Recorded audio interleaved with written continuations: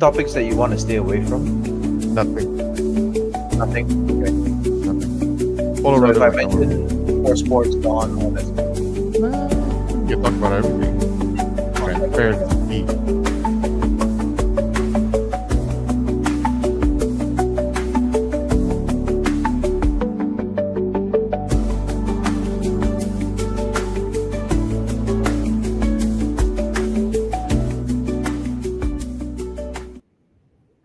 Welcome everybody to another show. I've rebranded the whole thing and I'm calling my podcast Beyond the Table. So for my latest guest, I have Ben Looi. Is that how you say it? Ben Loy or Ben Looi? Ben Looi. Yeah, Louis is actually correct. Okay, Louis. Ben Looi, right? He Yeah. hails from Singapore, but One of currently is yeah. in Dubai. Yeah, Stated which some humid is weather for a lot arid one. So yeah. welcome, Ben. Great to Thanks. see you. Though I just Yeah, met you, yeah. like, we just hung out quite a bit Yeah, it last feels it weekend. feels like we were literally just speaking a couple days ago, and Yeah, uh, and it was actually a couple days ago that we yeah, it were in was. Colorado. Yeah, it was Yeah, actually less than a week ago. yeah. So yeah, So how's for things with you those so that don't far? know about Ben, Oh, he is our guy. Though we call it floor manager, really he does a lot more things in a much small setup. Unlike the UFC, with they have unlimited budgets. They have very specialist. There could be a guy, and all he does is bring coffee around. Right, I kid you not. Right, but for our kind of setup, Ben plays multiple roles. So let's dive into one of your first role. Right, just give a description, like say what do you do as a showrunner? So let's go with that. yeah. Okay. So I guess the easiest way to start is to think about when the event is running, when the event is live. There has to be someone who is kind of keeping tabs on all the pieces that are being slotted in according to the time, right? So when you open the show, obviously you have the MC on stage, you have the lights turning on or a spotlight turning on, and the MC starts speaking. Someone has to be able to be the one who is controlling the pace of the show and the timing of like and the when the spotlight is on, or does he start when it's off and the spotlight fades on. Someone has to control that stuff, and a lot of it comes down to having a run of show and then coordinating the team according to that. So that's kind of one of my jobs, is making sure that everything is happening on time when it should. That includes special effects, lighting setups, announcers, commentators. Sometimes I will kind of check in on broadcast a little bit and be like, hey, is there a replay coming up in the next 10 seconds? Can the MC start talking? Should the interviewer ask them questions to buy time? So a lot of things kind of happen in the background that hopefully the audience doesn't really notice, right? It should seem like magic. So yeah, that's like one of the things I end up doing on a day. So we also noticed that you're rarely on camera as well. Is it by design? Um, so I think I think the only time I've been on camera is when we mistakenly launched the stream live when we weren't live yet. I think that was like one of the few times that I might have been seen. But usually, yeah, we try and stay as the production team out of sight so that it seems like that there's the illusion that the event kind of runs itself. It's almost like you want to be the invisible crew, um, almost like in a movie. You don't want to see lights, you don't want to see the cameras, you don't want to see reflections of the crew. It's the same thing. So maybe for everybody else, if you can explain the difference between a showrunner versus a show director. Right. Okay. So the show director, and forgive me if my terminology is wrong or my explanation is not 100% incorrect, because I am, I've kind of stumbled my way into this as well. So as the show director, you kind of are the master controller of what happens during the show. Okay, you kind of have the ability to say, hey, let's have these guys on stage during the interview, or let's have them out of the shot during the interview, or when the match is going on. Is there anywhere else that the, let's say, the cornerman can be, you can make those kind of calls. As the showrunner, you kind of a try and make those calls happen, but also b make those calls happen on time. So you kind of execute on the decisions that are kind of set out by the director, and you try and follow up with those things as much as your ability allows, right? Obviously it's a live event, so if changes happen, you kind of have to, like, be quick on your feet and try and find solutions.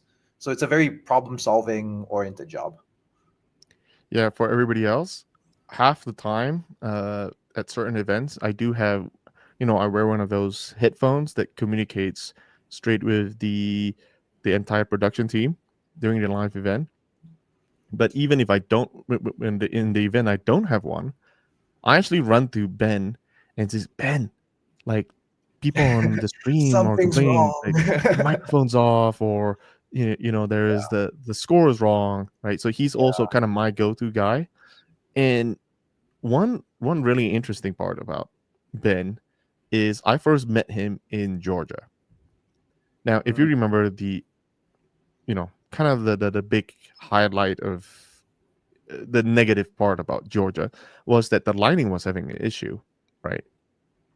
yeah. Because the team were in the Georgians refuse. Is that the right terminology, Ben? I wouldn't say I so I think in Georgia it was a very special case, and when we talk about the lighting, at that time Adam had specified how he wanted the lights, but just wasn't executed on. And there were a lot of things that happened in that chain of sequence, in kind of like that process of getting lights set up in Georgia, right? There were a lot of potholes, let's call it. So, but yeah, I think that was one of the situations where we tried to fix lighting on the go, and I think our solution was to kind of just like angle one of those portable Right. lights up at the table as the rounds were going on. um yeah, that was one of those boo boo moments where you wish that could have been communicated and made sure that it would happen better, that Insisted. we had light, yeah, that we had I guess that word is um insisted. There was a lot of insist things yeah, that we insisted learned, but and kind of confirmed that that was going to happen, right? And yes, it's one of those essential things that you can have it as plans on the drawing as much as you want, but if you don't see that front trussing coming up and you ask for front trussing, you're going to have to like call it out early, you know. yeah. So I know there's a question real quick. Is Ben our my crew, like EVW crew, or Brian Shaw's crew?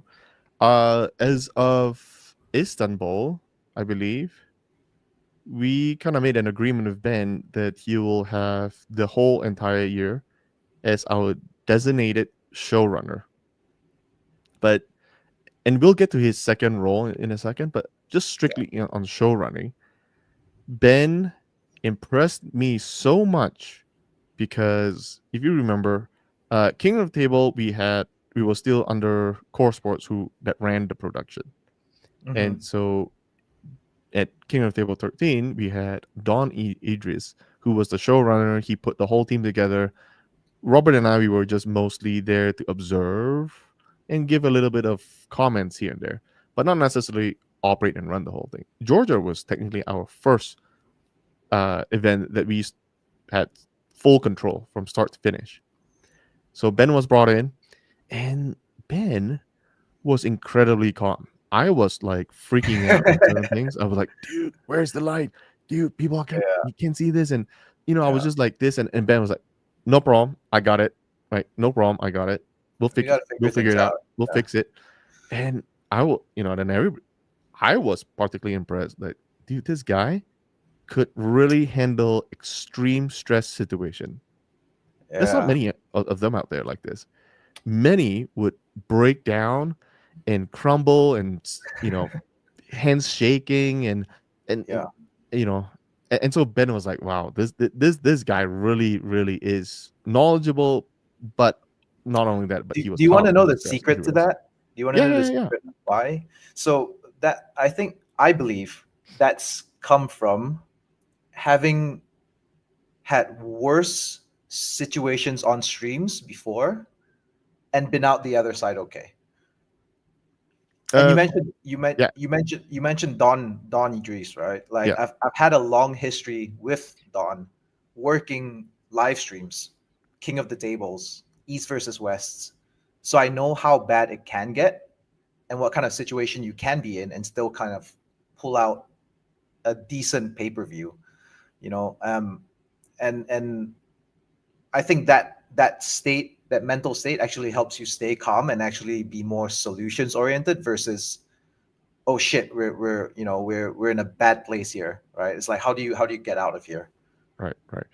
So, what is the worst event that you're kind of describing that the How production much had time do we errors? have, Mr. Tan?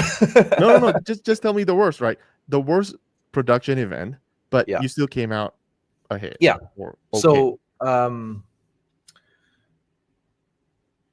I think there is a benchmark for the production team of King of the Table that we use, and it is the benchmark of, I believe, King of the Table 3. It was done out of Strong Gym in Dubai, and due to whatever reason, you think missing lights are bad or missing front lights are bad. Due to whatever reason, we were about an hour and a half from going live, and we realized that we didn't have a front of house team. Explain Meaning, what front of house yeah, team is. yep, sure. So in the venue, right, front of house is the team that handles your essentially your lighting, your sound in your venue, meaning like the sound coming out of speakers. Mm-hmm. Okay, any sort of LED screens, which at the time it was a small production, so we didn't have any, right? I think we just had or maybe we did have LED screens. I'm kind of fuzzy on that now, but I remember the running joke was after the event is like, if we can pull off an event where we took two like JBL Bluetooth speakers and ran down the street and bought like 10 meters of auxiliary 3.5 millimeter jack cables and plugged them into each other and somehow connected to them through Bluetooth. And we had someone playing the walkout songs on an iPhone. If we could do that an hour and a half with an hour and a half notice before going live at an event, we can get out of some pretty tricky situations. So that has been now the benchmark, and we bring it up sometimes. The production crew, we say, hey, we, if needed, we can always get you a 3.5 millimeter headphone jack, and we can figure it out. So that's the code now for it's not that bad, you know. So yeah, I think those situations really make you or break you. Yeah, well, Georgia wasn't that much better. Well, I mean, it's a lot better, but we still had to figure out some spotlight, those battery powered spotlight brought it stage and Yeah. angle it from the um, bottom. But and yeah, and I think part of being able to adapt and be flexible in your workflow and in your solution process is considering non-traditional methods, right? Like considering the traditional method, which is, hey, call the supplier and bring in the lights. That's going to take half a day, and that's not a solution. So you have to be able to adapt. yeah, for the most part, maybe in the early days, viewers are a little bit more forgiving because 100%. they know it's new and technically speaking, until King of the Table and East versus West, Hmm. there never has been a production of even all the way to the one we just had in Colorado, right? Yeah. So there's Yep. been a lot of progress, right? Even but Yep. progress is never linear. It's sometimes when you think you've elevated the next level, you take a step back due to whatever Yeah. and mishaps. and I think that's normal because you try and reach for a goal that is, you don't know if it's, what it will do for the sport, but you don't know quite how you can really achieve it or whether it's achievable, right? And you just Right. try your best, and you reach for it. um And sometimes, like you said, you take a step back, and it's normal. I think it for growth. Yeah, yeah, yeah, for sure. Uh, guys, ask all the questions you want, but I won't answer. Well, I'll definitely try to answer them towards the end. So I'm just saving all of the questions so we don't get interrupted too much. Right. Um, yeah, okay. So we've talked about show running, which I need to also clarify, and maybe Ben, you can do Hmm. that. What a run of show is? Ah. Um. A run of show. Is it easier if we just show a sample? Like, do you want to do that, or Sure, sure. I mean, how much are we disclosing here? Um. I can show a sample from one of the previous ones if you want, but basically, a run of show is a it's a document, almost like a timetable that details what's happening exactly when it happens. Um, so something like that could lay out exactly what type of lighting is happening at a certain time when an interviewer is speaking, or um, when, let's say, when music should come on, or what graphics would be on the screen that the viewer sees at that time. So it kind of details out to kind of the 15 to 30-second mark what should be happening at the show, what time the show should start, obviously, um, and where people should kind of be, whether the athlete should be ready at this point, or we're estimating that the ads would come around this point of the show, just to give the show some structure and to keep track of, hey, are we on time, or do we need to buy time, or are we over time in the case of if you're renting satellite time for connection. Do we need to hurry stuff up, right? Can we add time to the replays, or can we run an extra ad break for the sponsors? You need to be able to know whether you're ahead or behind. And part of that Bible is the run of show. How if you do you want to show this? Can I send it to you? Yeah, What? yeah, yeah. Send it to me. Okay. I'm just on my secondary computer, so I don't have a copy of it. But Okay. yeah, No worries. it is very, very detailed. For our run of show, it includes saying who's responsible for what. So Neil is very instrumental. He's usually part of that meeting Mm-hmm. because occasionally there is a switch between who's commentating, uh, who's announcing, who's doing the post match interviews. Everything's all lined out there. So that's what you know everybody follows, all the guidelines, including uh, ad breaks, plugins, announcements, special announcements. When is Brian, Robert, or Dexter coming up on stage? Those are usually finalized, sometimes even up to the day of, because there'll be last minute changes. It also includes who walks out first and who walks out second. Who comes out second. And Yeah. for everybody, for everybody to know, we typically have the more uh, if it's a world title match, the defending champion always walks out second, or the one that is more notable walks out second, or the one who's higher ranking walks out second. That's typically how we do things. Now, the order of the matches, that's little up for grabs, but we usually, and it's kind of known which event is the headliner, and the headliner is always last.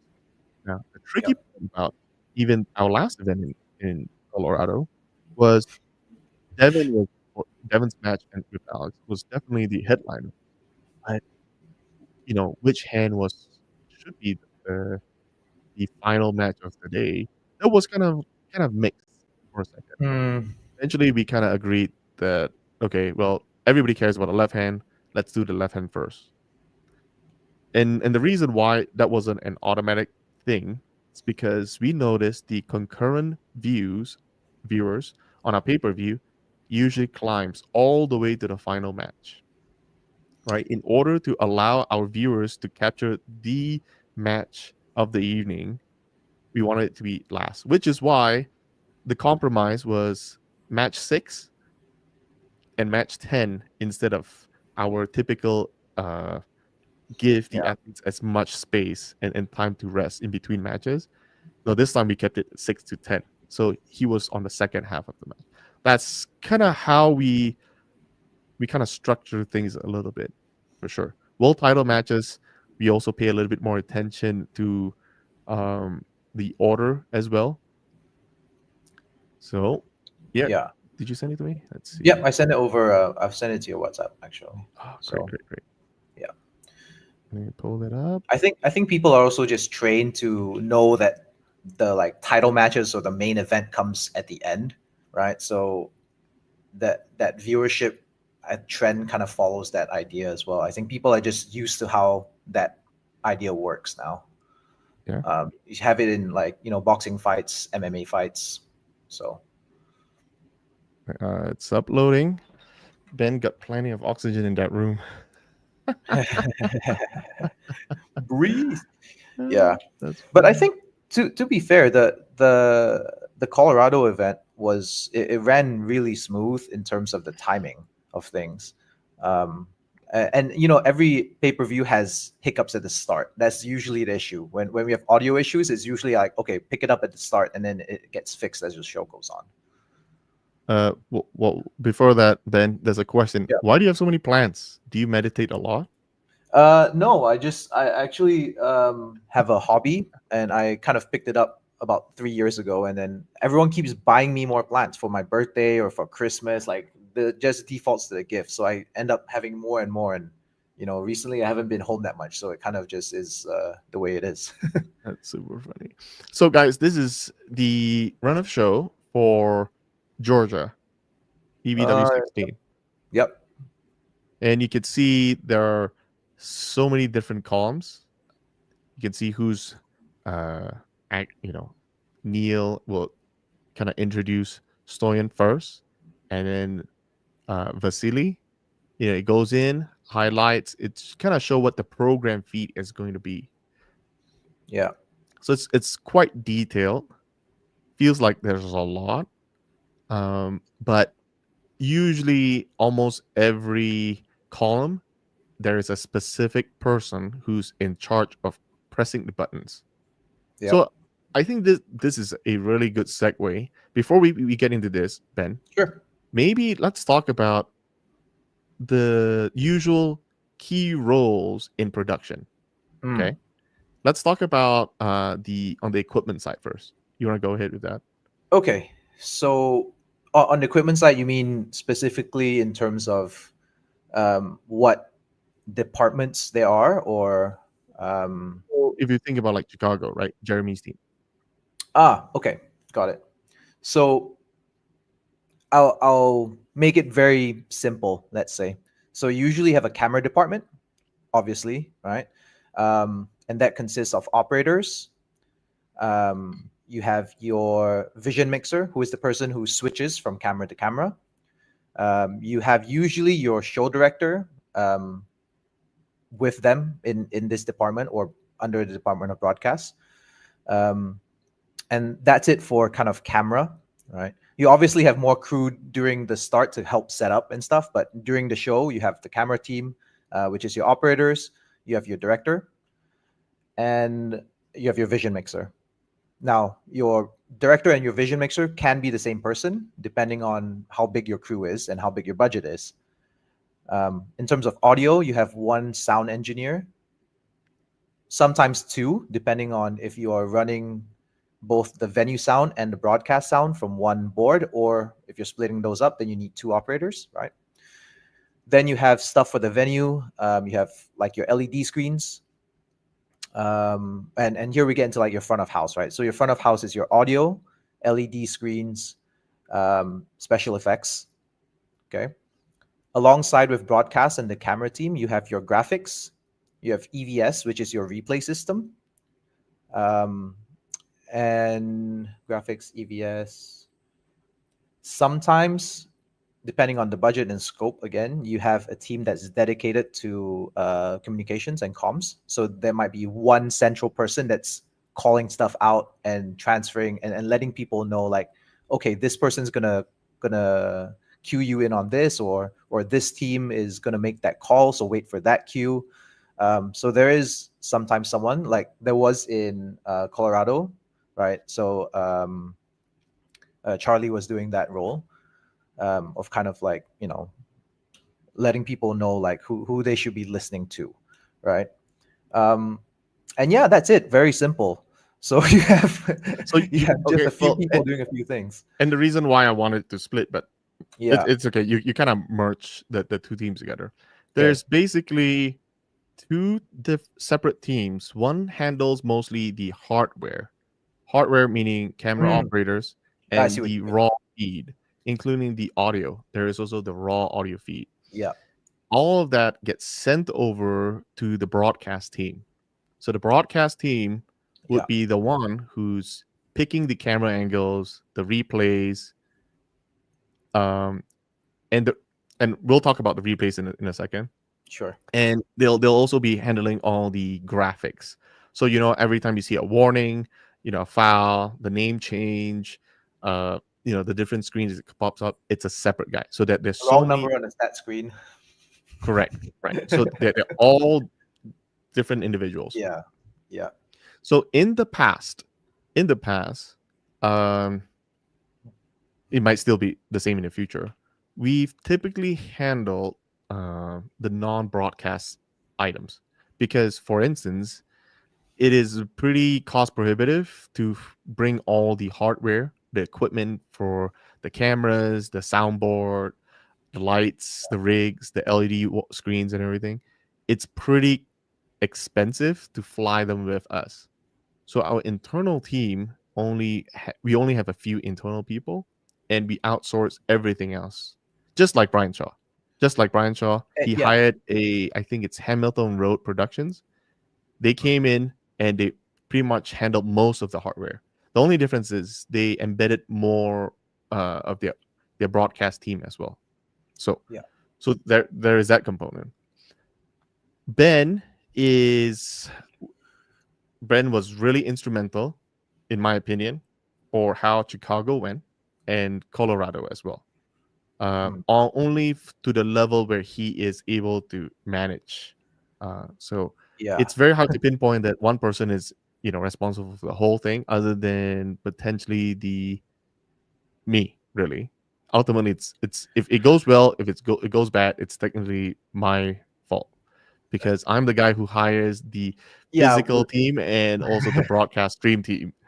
With that logic, you are the end all be all decision maker on things, Well, right? For the technically, it's most part. Robert Baxter Right. because he's the one who chose to partner with me. Yeah, that's the final decision. Yeah, okay. I kind of understand what you mean by the hardware versus the soft team. I would say that most places don't have an in-house production team, right? Most event companies outsource that because it's very hard for your company to be good at everything and hire everything in-house. Correct. The same way how a lot of companies might try to have an in-house photographer, but when there is a bigger project for commercial work or something, they're going to hire the expert who is specific to that role that they need. you Correct. know um, Correct. and I think Colorado is a very good example of that. Not only did Brian Shaw have a team, have I would say actually a very competent production team. Oh, hello, Kat. A very competent production team, but also he's worked with the arena before, I believe, and the arena has an in-house production team as well. So it's really merging kind of Yep. the capabilities and the capacity of everyone's work, right? Yeah. Um, that's really That what it was. that is for sure the benefit. Being able to go back to the same venue, working with the Yes. same team, because say if we ever go back to Tbilisi, Georgia, even if we use the same production team, we use the exact same venue, Yeah. we can learn from all our mistakes. We will tell them, no, no, no.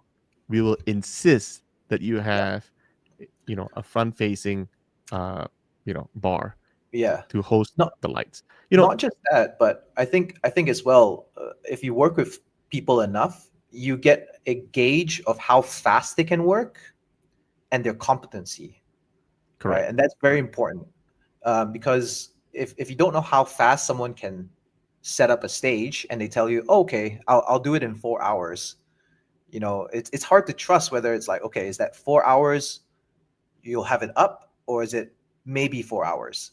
You know, but the second time you work with it, you have to learn from your mistakes from the first time. So if he burned you before, like you gotta realize that, right? And that only comes with experience of working with the same people or at the same venue.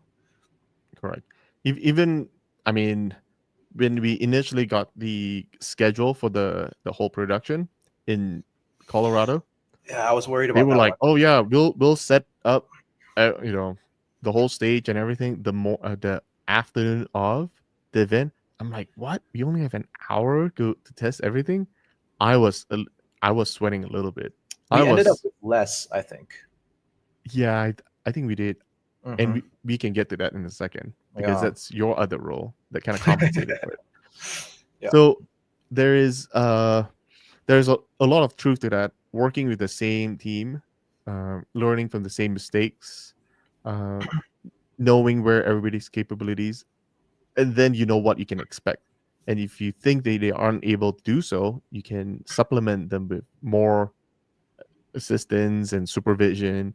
So that's where I want to segue to. So Yep. Ben's second role is kind of a floor manager. Okay. You wanna Yeah, I would say it's so weird because um technically usually you have both a showrunner and a floor manager.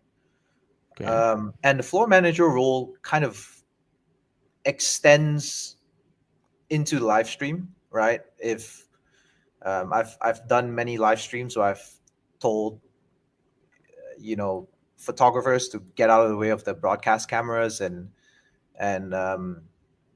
let I haven't had to personally tell anyone to get off the stage, but it does happen, right? um, but yeah, during the setup I think is where, as a floor manager or a setup guy, I end up being quite involved with how the event shapes or how the event is shaped.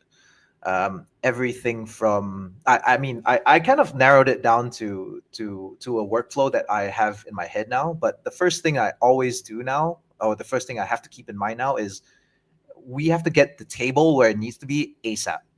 That is my first. That's my first kind of like line of defense. If we have the table there with time to spare, we can work around it. But we can have all the cameras in the world, all the lights in the world set up. But if the table is not there, we can't calibrate anything we need to calibrate, right? And then Yep. that, and then so my role in this situation as the floor manager or as the setup producer, if you want to call it that, I don't know, is to make sure that there are no bottlenecks in the testing process so that we have time to test at the end. Um, and part of that is making sure that, is the table at the venue as early as possible. So, meaning that if we have to transport the table to the venue, can we do it the day before, right? If the LED screens are going to be set up, is there a possibility of having them pre-built and then rolled in? So it's just basically streamlining everything so that we're not waiting on any one element before we begin testing. And along the way, obviously there's kind of decisions that you make and ideas that come up. For example, hey, can we do the walkout this way? Or can we have the lights this way? Or is the lighting sufficient?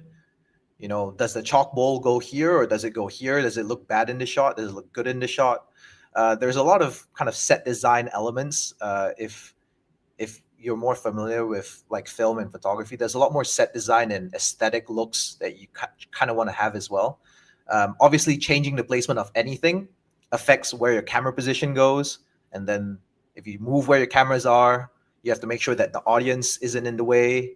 So it does compound on itself a little bit in terms of complexity, and there's a lot of moving parts. But I think the easiest way to think about it is, um, we try and accomplish everything we can accomplish as early as possible. So I think in Colorado it was really good because they knew exactly where the stage was going to be. So even before the stage was set up, the day before actually, I was already there, kind of tweaking the lighting, estimating where the table is gonna go, figuring out where the cameras are gonna go, which whether that influences the seating plan or not. So I had a little bit more control on where kind of things were gonna be, and it was helpful that we had access to the venue beforehand to test. Right, a lot of times, oftentimes at least, there will be situations where you don't have access to the venue until the day of, if it's an evening show, right? And then we're just there as early as possible in the morning trying to set it up. But yeah, that is basically my role before the live stream starts, which is making sure that we will be set up to test and run the show. Hence segues into showrunner after. Yeah, Ben's pretty well. I mean, he's extremely good when it comes to getting all the testing and making sure the equipment works really well. Uh, though that he has some limitation because he's one guy and he's not Yeah, over the hardware. He can test it and he can organize all the testing ahead of time. correct. But if the equipment's faulty, there's nothing he can do about it. If the whole venue doesn't have power, there's nothing he can do about it. Just Yeah, just throwing it there, out there, there. there are limits to what I can do as a person or even as a team actually.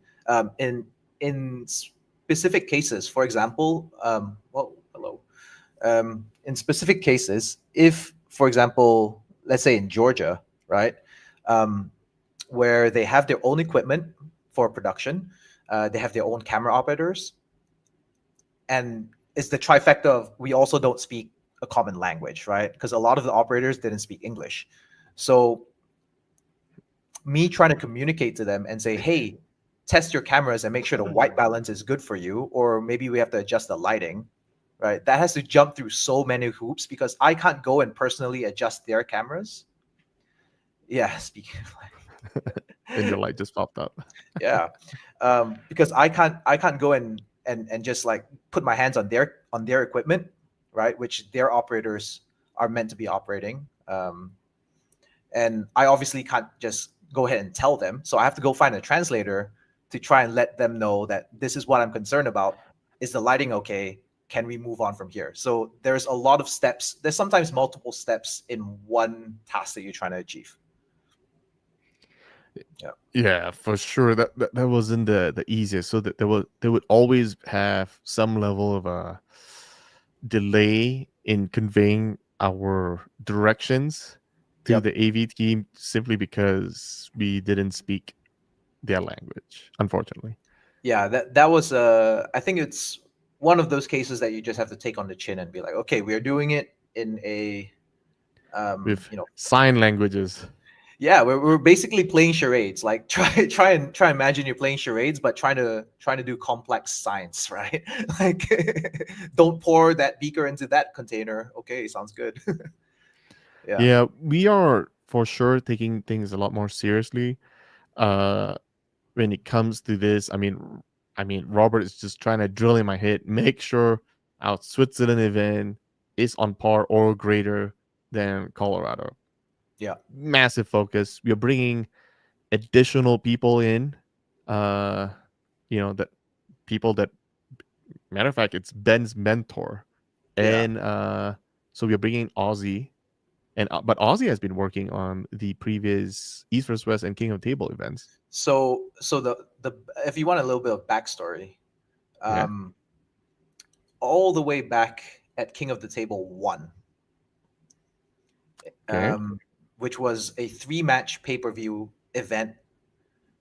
This was when Larry Wheels was basically pushing arm wrestling as a sport, right? Okay. And we ended up doing the event. It was a smaller hotel room venue. We used the same kind of walkout screens from, yeah. We Fun fact. I don't think many people know this, and maybe now I think it's just maybe Adam that would. But there was a boxing event in this ballroom 2 hours before the show started for arm wrestling. So you know how the cameras are pointing in this direction now, right? But what Right. Bill is looking at over the arms of the arm wrestlers is a boxing ring in the corner of the room because we shifted that over. So this was King of the Table 1, right? It was just the kind of a very basic setup you have. Um, but at this King of the Table, I was actually in charge of photography. I was there to capture photos. I wasn't actually on the broadcast or live stream team yet, right? So, but the person who was the original show director and also vision mixer and also audio engineer at the time, because he's wearing multiple hats at this point because it was a small production, small crew, was Aussie. So this was kind of the event that kick-started everything pretty much to where we are today. um, and he also and Ozzy and myself were also brought in, starting at East versus West 3 in Istanbul. So ever since then, I think we took a couple off, probably around the King of the Table 11 to 13 gap. During that time period, we weren't involved, but every other event for arm wrestling, whether it be East versus West or King of the Table, we were the production team. So surprise, if you were one of the people that were comparing East versus West production quality to King of the Table, it was the same guys. Jokes, secrets out. It's the same guys. Yeah, same Well, guys. there is a massive difference though, Ben.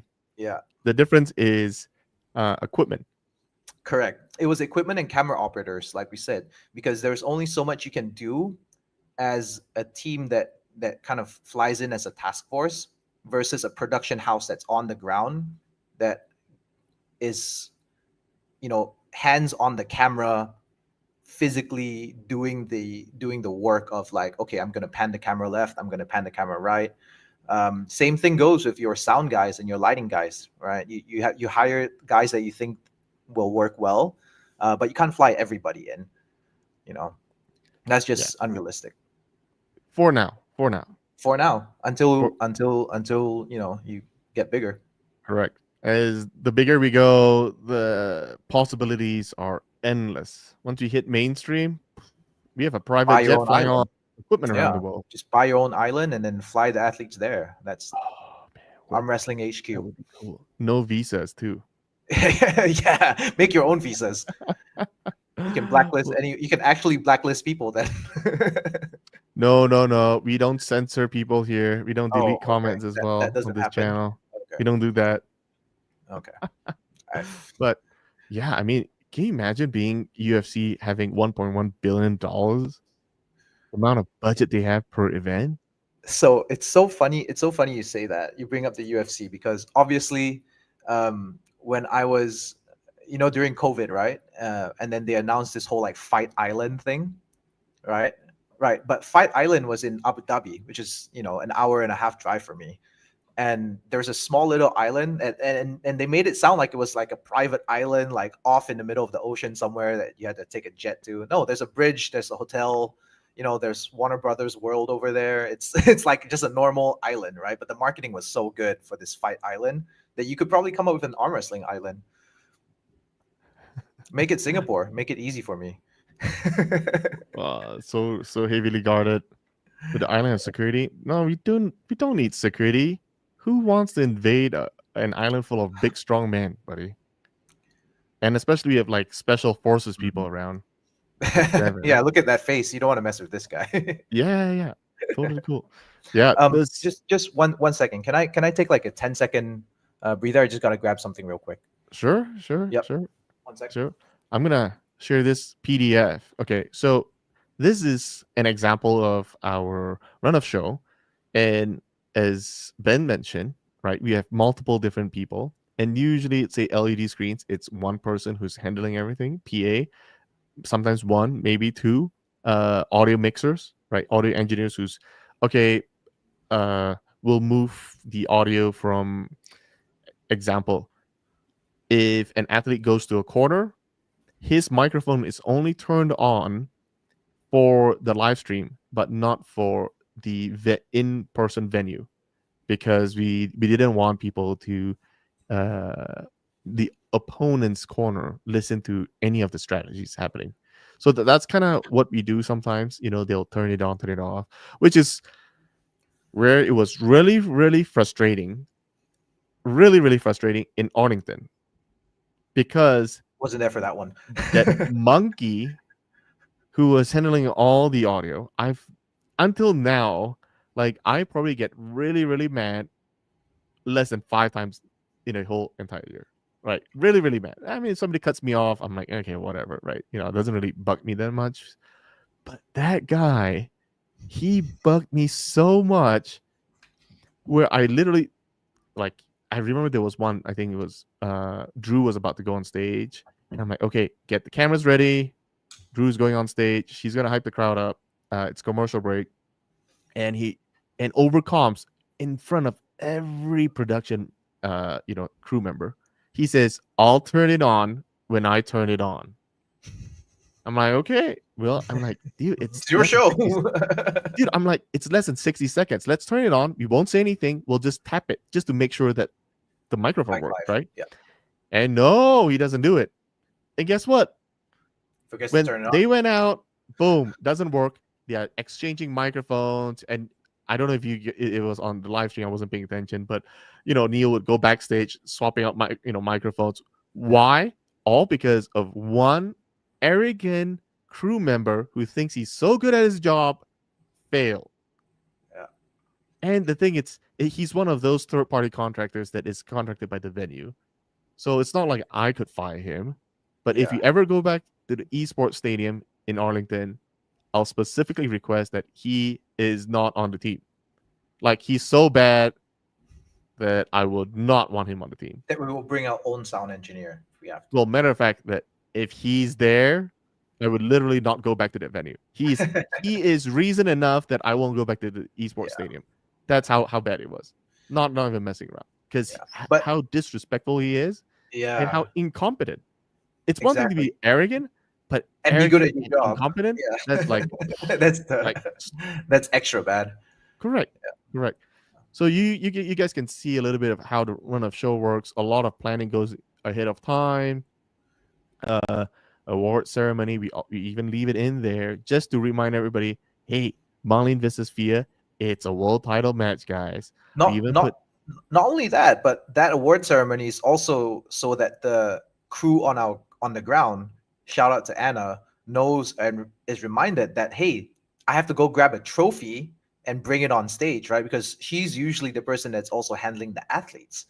So she needs to make sure that athletes, Daniel and Oleg, are already ready and is being stood there waiting and not going to run away while she goes and grabs this trophy and brings it on stage, right? So that every item here serves a specific purpose for someone on the team to reference. And as a viewer, you might be like, yeah, obviously there's an award ceremony there, but there's a lot of coordination in the background that takes place, which, like I said at the start, should seem invisible and work like magic, which, if we do our jobs right, should be magic. Yes. Yeah. Unfortunately, we don't always get the luxury of working with the good people, the right people. Yeah.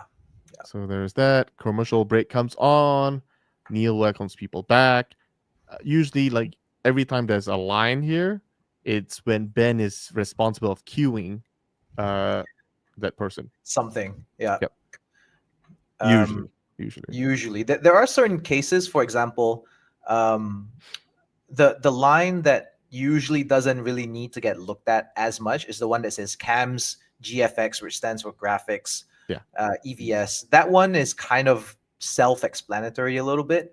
But hey, I never assume intelligence or competence anymore. I just write it for dummies. I just make sure that everything is on there, and this run of show format, it's always improving, right? So like our newer ones, we have the lighting scenarios down. We have who's commentating down. This is obviously from Georgia, so it's a slightly older one.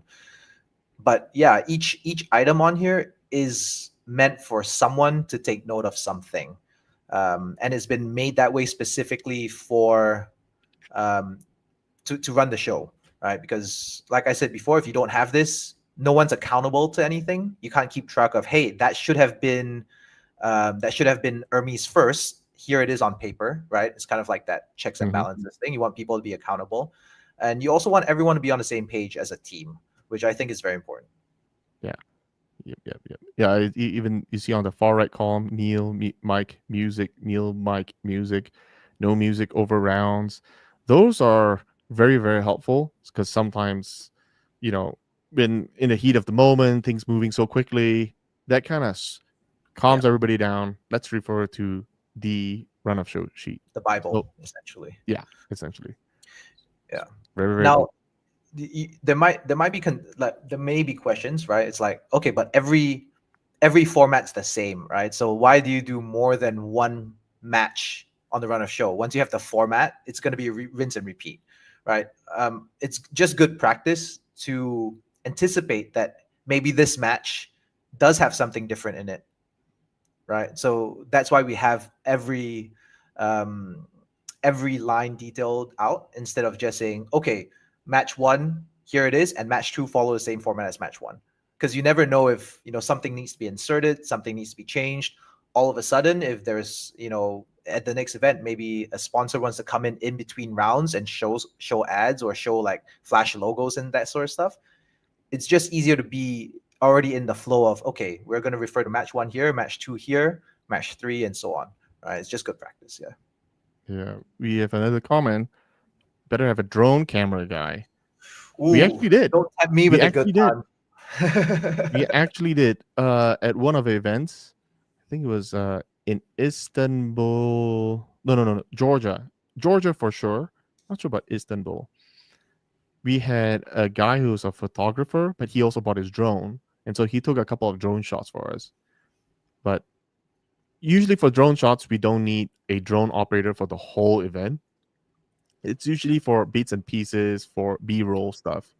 Uh, what would be cool, and this will be a little bit of production budget here, but if you get a spider camera or a cable camera, like what they do for yeah, NFLs or soccer. basketball. Yeah, exactly. That's hung from the ceiling and it goes across, so it looks like a drone shot, right? Like that kind of stuff. Super high production value. Some venues can't even support it because you need anchoring spots, but like that's a great alternative, especially for indoor venues, than drone. But yes, This was one. Don't go to venues that require you to use their team for production. I mean, it's really a hit or miss. I'll give an example, right? So Chicago, Colorado, we had to use the part of the team was from the venue, like a lot of the equipment, like I believe the cameras, the lights, and the PA well, system. the lights were built into the building, Correct. so Yeah. we have So we like have to use their lighting you crew. have to use it. So it's one of those Or where not yeah, every venue production team is an idiot, right? So but lesson learned, right? The only way to know is if you have used the same event venue before to really know one way or the other. So it's a learning experience there. it's quite challenging at times, but you bet that the next time you go back to Arlington, if you go back to Arlington, that guy's not on the payroll anywhere. I would also consider the alternative, right? The alternative is, and I think it's an interesting point for the fans to kind of consider. Let's say that East versus West had just stayed in Pendic, right? The show would essentially look the same because it was the same guys, it was the same lighting crew. You couldn't change the stage setup, right? It would be the same show over and over again, just rinse and repeat with different athletes, right? Because you were limited. Correct. Yeah, I mean that's the benefit of what happened in the past for East versus yeah. West. It was But it's also always the at the same venue. but it's also the detriment, right? Because they would never use any additional lights other than the ones that were in the house that were provided. Basically, they might add a couple of like detail lights here and there. They might add an LED screen. They might add some stands in the back, but you were limited to the size and the shape of the venue. And consistency is great if it's good, but eventually after 10 events, you might be like, okay, well, what's next? It's always the same crowd that ends up going. It's always Smaller crowd. right. It's always roughly the same setup. And I think for arm wrestling to really grow and reach new audiences, it needs to be exciting. It needs to be fresh. And for that, there is the element of having to take risks with different venues and different production teams. And it's just part of the growing stages of it. Right now, it's kind of in the whole entire year. Right now, I can really finally breathe, right? Mm. Because of several reasons. One of it is we don't have an event that is coming up in 6 weeks. It's more like almost 2.5 weeks. Oh, sorry, 2.5 months, right? So Yeah, it's never been done in the whole year because we are skipping one event. But that's there's a lot of pressure when you're trying to figure everything out within technically only a month. We have to put an entire show together in a month because the final 2 weeks, it's actually going forward and building the whole show. So there, and also to be fair, it used to be 3 months versus 1.5 months because there was a separate team that did East versus West and the separate team that did King of the Table. When we bought both, we were planning on going back and forth a little bit, but ultimately we after Istanbul we realized that because of this kind of confusion, we had even several sponsors that said, well, if it's a East versus West event, I'll sponsor. But if it's a King of Table, we won't because East versus West had a slightly higher, well, actually quite a bit more higher yeah, brand awareness, right? yeah. So there is a lot of work, and unfortunately for us, and also to be fair to all the fans, it's not an excuse. It should not be an excuse. We should be always on our A game, regardless of how much time we have, right? Agreed. So we'll get there. We'll get there. I mean, we had several venues that we know for sure we won't want to go back there again. And eventually, when we find good ones, we'll keep the same team, right? So like just Ben, right? Work with Ben. I like him. I yanked him off. Whatever other team he was From my on normal life to fly around the in his world and normal look at life. arm He comes wrestling. all the way from Dubai, which is not the closest, but we feel like he's instrumental enough. We dragged him over, and that's who we are keeping. And also to announce, we are bringing in a AV producer, and that producer will be responsible in coordinating with the venue, uh, making sure that they have all our requirements like power, internet, what are the some of the basic AV production like Yeah, equipment that's yeah. provided, like usually Super important. staging, LED walls, you know, do they Platforms, allow backup camera, generators, those sort of things. yeah. So this person, maybe I might bring her on. Her name is Kristen, and she will be handling all of that for us. So this is a new hire, and her first job will be in Switzerland. I told her study Colorado's event very well. I want us to meet or exceed expectations. So Yeah. that's her job. And I have no doubt she'll do well because she comes highly recommended. Maybe Ben, you can tell us a little bit more about her. Yeah, so I actually work with Kristen. She's based here. She's based here in the UAE. She comes highly recommended from me. um, so I worked with her on multiple productions, not just on live streams and broadcasts, but commercial work and editorial work as well. She works with multiple agencies, production houses here in the UAE, and she also works. Her background is in big boxing events, um, with the likes of Tyson Fury, Amir Khan, just a name drop. Like she's at that level where she's working and producing events, pitching documentaries, um, pitching Netflix series, that kind of stuff, right? So she has the expertise in the scale and also the level of professionalism that's needed, right? And she can navigate those waters very well. So if I were worried about the previous events, I'm not so worried now that Kristen's on board, because now I know that when I arrive, the venue is going to have the stuff that I need to work. And that's kind of like one of the main concerns. Like, I'm sure Dexter will tell you as well. I send Dexter quite a few like worried messages like, hey, what's happening? I'm not getting any info. What's the deal with the venue? I need updates. I don't know what's happening. And that's because it's hard. It's one, hard to communicate, especially if I can't attend in person meetings, right? Right, But right. it's also hard for Dexter to just be a messenger. You know, it shouldn't be on him to relay everything, and that's ideally the role of a producer or someone who is be like, hey guys, I've just spoken with the venue and they have confirmed that they have X, Y, and Z, so you can rest assured we're gonna have that. You know, that should be on someone else. So That's right. That's right. So we have a producer that's being added on. We have a sort of technical director, Aussie. So those would be super, super key, super key in the upcoming Switzerland event. yep. And Switzerland being as they are, I'm not quite as concerned of the internet speed, right? I Hmm. mean, when we were in Istanbul, I was sweating a little bit. In Georgia, I was Oh, really sweating. dude, there are I mean, some horror stories about Georgia internet. yeah, if you guys knew what we had to deal with, like they had to pull a direct connection, a cable that's a mile and a half long, right? 8,000 feet of cable, all the way through the mall, up the fire escape, into the venue, into our stage, and it was very scary. It Yeah, was very scary. for me, it was the timeline that was scary, right? It wasn't just the feasibility. So feasibility is one thing. If you brought up that issue and it was like, oh yeah, they have to do that a week beforehand, I'd be like, okay, like it's a toss of a coin.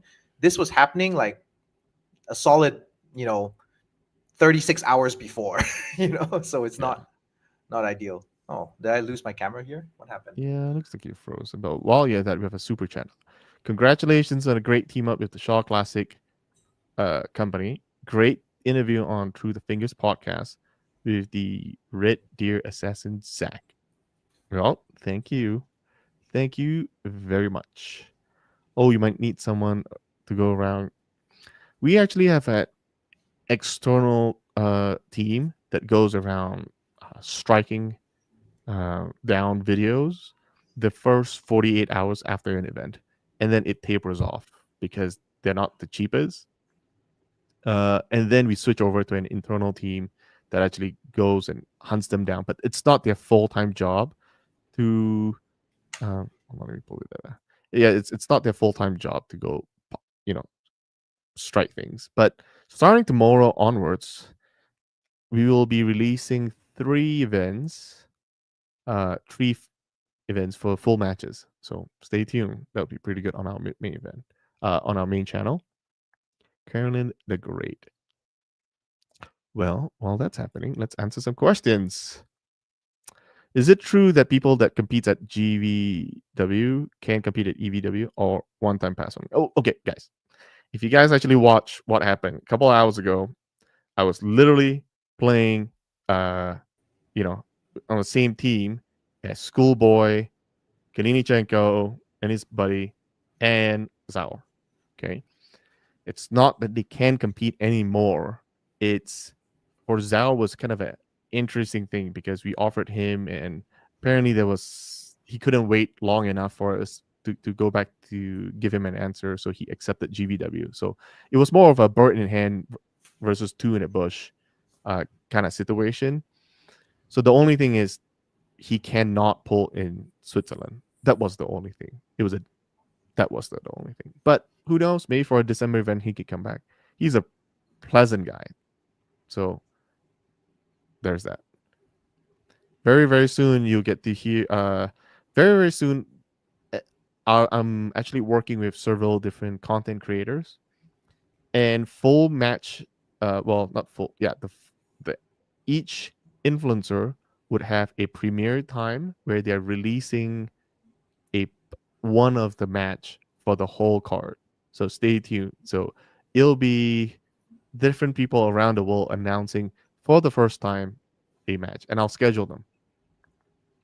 So that would be pretty cool. Um, all right, yeah. Sorry, Ben. Yeah, sorry about that. Some ironically, some technical difficulties on my end. Good thing it's not on a pay per view stream. I know. Good thing it's just my camera running out of battery, and it's an easy fix by using a different camera. Yeah, that's So where were we? I think man. we were We just have talking so much about. content to go through, and in order to expedite time, let's Yeah. jump into some of the media that you sent me. Okay, Here we go. sure. This is memory lane for me. Okay, tell us more about what's happening here. Yeah, so obviously, so it's kind of funny that we were at the Shaw Strength event, because when I first got to working with alongside like Don Idris and Aussie and stuff, it was mainly for strongman and boxing, right? And now it's basically come full circle, full circle, full circle, because we've had I've had strongman shows, then we had strongman doing boxing, then we had strongman doing boxing with Devin Lorette, which is, if you remember the Thor and Devin match when Eddie Hall tore his bicep, right? Devin stepped in as a replacement. So I've now seen these guys arm wrestle, box, and do strongman, all in the span of 4 years, right? So it's the same guys, just repeated. So I think a lot of people, or a couple of people, might have seen these photos on their internet, right? These are actually my photos that people have just taken Ooh. and used as YouTube thumbnails and commented on them. They're actually mine. So fun, yeah, surprise. Oh, hey. Yeah. Dude, these Um, looks pretty good. I know. Should hire me as a photographer instead. Is No, that cheaper? no. Actually, Then no. it won't be cheaper than who you have right now, I think. I'm just Uh, teasing. but yeah, so that was kind of my first. Um, but this was before my introduction to work as part of the broadcast team, right? I was kind of on that satellite media team where I would do. I think if you go through a couple of more things that I did send to you, some of the King of the Table behind the scenes stuff. I used to be the one who would film and ask questions and talk to the arm wrestlers and talk to the Mm-hmm. athletes about their upcoming match, do the kind of pre-fight interview. So we would film that kind of like the day or 2 days before the main event, and then I would be the one editing all of them. So I would film them, edit them, and then on the day I would do the audio, or I would do the sound, or I would do the photography, right? So my involvement was kind of always leading up to get brought into the live stream team. And because of that, I kind of know how things have to happen on the side and the timelines, which does help me in my work now. So, Right. yeah. All right. Tell me. Let's talk a little bit about this festival. Right. So this was actually kind of funny because this is obviously for Ultra Music Festival that happened in Abu Dhabi, right? And I was brought on this project. Obviously, Aussie was also involved, right? But I was brought on this project as a kind of like a project manager role, right? Like I would make sure the microphones are set up in the right place. Just making sure that the broadcast van is there on time, um, that kind of stuff. Like logistical, make sure the mics are here, pick up the mics, make sure the camera crew is there on time. That kind of handling, right? I wasn't actually part of the broadcast team. Up to this point, I've had a couple of events where I have worked at a soundboard, so I do know how things get routed and run for broadcasts, right? And for whatever reason, the sound guy, just like your sound guy in Arlington, was just incompetent, fully incompetent at a music festival, Getting PTSD, buddy. at Talking a about at a music festival, at Ultra Music Festival. So the show director or the technical director that was there, who was flown in from Belgium, right, just said, "Hey, I saw you setting up earlier. Can you work the soundboard?" And I went like, "Me? This guy?" So I ended up. It was a 2-day festival. I took over about halfway through the first day, and I was basically brought in, substituted in as the sound guy. So this one was kind of a highlight of like, hey, if you know it shouldn't happen. I'm not saying that you can just be tossed into a different workflow or a different job entirely, but I can be ready for it if it does happen in an extreme emergency, right? And I think we talked about this before as well. It's like, can you do this? I'm like, technically I could. I was never taught to be a sound engineer, right? But like, I've been around it so much that I can kind of adapt if I really have to. But this was a kind of a highlight moment and funny story from my side. So yeah. Okay, this one's super out of focus, but Your this is picture. I don't know who the yeah, photographer yeah, is. yeah. No, fair. But this is actually Aussie. A blurred out version of Aussie is actually censored, so you guys are kept in suspense of what he actually looks like. But no, this is typically what the inside of an OB van or a broadcast van looks like. You have the multi cams, so he's basically switching between different feeds, different camera feeds, and you guys might have seen this a couple times here and there. But that's what the inside of a van looks like. Obviously, lots of buttons to press, kind of like an airplane cockpit, but I wouldn't be touching all of them, just like an airplane cockpit. No, no, no, no. I think you guys have way more buttons than an airplane cockpit. Way Maybe, more buttons. definitely more screens. I think we For have more. sure. For I sure. think we win on the screen department. People don't realize how complex this bad boy is. It was nuts. It was nuts. And to be fair, in Arlington as well, we had a couple of mishaps because we didn't get to bring our regular equipment. It was the venue's equipment and everything was different. The layout was different. Imagine trying to type on a keyboard, right? You had a different keyboard and the alphabets are all over the place. You're bound to type the wrong letters at some point. So there is a lot of headache, right? When we go mainstream at some point, our team would always have the luxury of keeping the same equipment wherever we go. That is the day where there'll be a lot of consistencies and broadcast is a thing of the past. Yeah, Yeah, we won't even have a headache. and I think Dexter, that was one of the first conversations that we really had to have a chat about. Right? It's like how much do we bring show to show, and how much does that affect the consistency? Correct. And the answer is a lot. The more you can bring with you, the better. So yeah, this is just I threw a couple in just to show kind of like the backstage, like. And you guys probably now in this age, you guys probably have seen like backstage of like behind the scenes or back of house of like events, right? Like they're not usually pretty, just like how back of house in a hotel is not pretty. But yeah, just to give you guys some like idea and scale. I believe this was Illenium, like one of the artists that were playing. It's still Outro Music Festival. Oh, I do believe this was King of the Table 8. That's really crap. Oh, you can see the run of show right there. Yeah, that's the run of show. And that is me working the soundboard with the voice of arm wrestling himself, Ray Lipins, Coach Ray. Mm-hmm. Coach Ray, and he was commentating in this case. And I don't know if this was the event, but I don't know if it was King of the Table 8, but I think that might have been the first match between Devin and Levon. I think that was the first time they pulled. Um, maybe fact check me on that, Yeah, I'm but gonna check. see if my memory serves me well. But King of the Table 8, we Should be the main have event in Dubai. no, it's not. Wrong? Okay.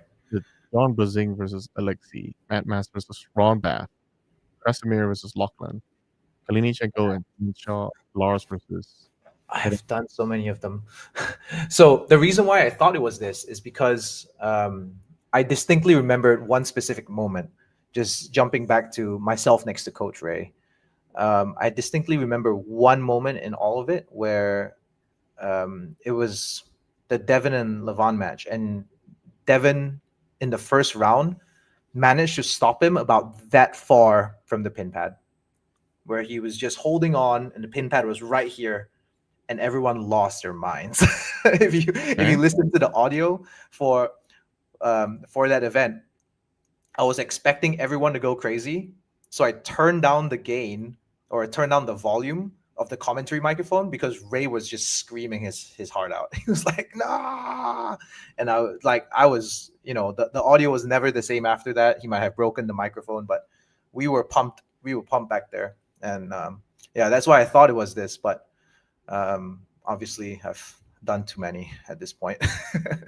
Yeah, it's starting to get a little blur from one It event all to the blends other. together. Yeah, it all blends together. This was Chicago. Yeah, so this is what Chicago looked like when I first arrived, which I think I arrived Wednesday or Tuesday. Oh no, Wednesday. Yeah, there Wednesday. was a flight. There was the delay in the flight. So yeah, this was what it looked like when I first got to the venue. Right, no seats. As you can see, the event team. We have Jeremy there. This is before the stage gets put in. The LED wall is just being set up, and I appreciate these guys because they were setting up as fast as they could, as early as they could. So it made my job like that on that day quite easy. As you remember, like Jeremy was quite on it. I really like working with his team. You can kind of see Henry back there as well, kneel down. He has some white letters on his shirt. Henry was the sound engineer there, so he was trying to do the best he could with the layout of the room.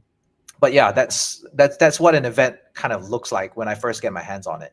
It's kind of the skeleton of the event, and it's not quite filled out yet. And it's actually quite cool to be there through the whole process because you get to see your idea of what the event should look like kind of take shape.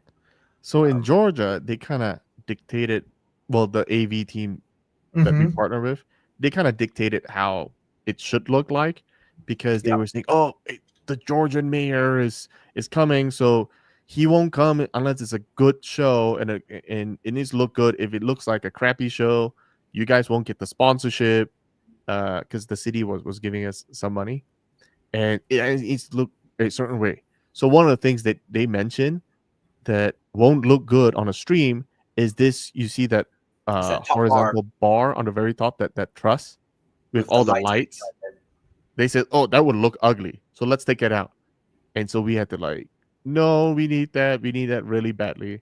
I'm like, "Nope, nope. The mayor won't like it because it's I think, right in his face." yeah. So we're like, "What?" And I think part of that is inexperience, and part of it is just stupidity, because the inexperienced part here's where I'm gonna bring in a little bit of um, I'm gonna drop some knowledge bombs, but no, it's just inexperience. It's just inexperience because when you set up a show like this, most of the time people are thinking about, if I were in the audience, how would it look, right? Like the whole thing, the stage, the lighting, the trussing, what you can see, what you can't see. Most of the time people think about that.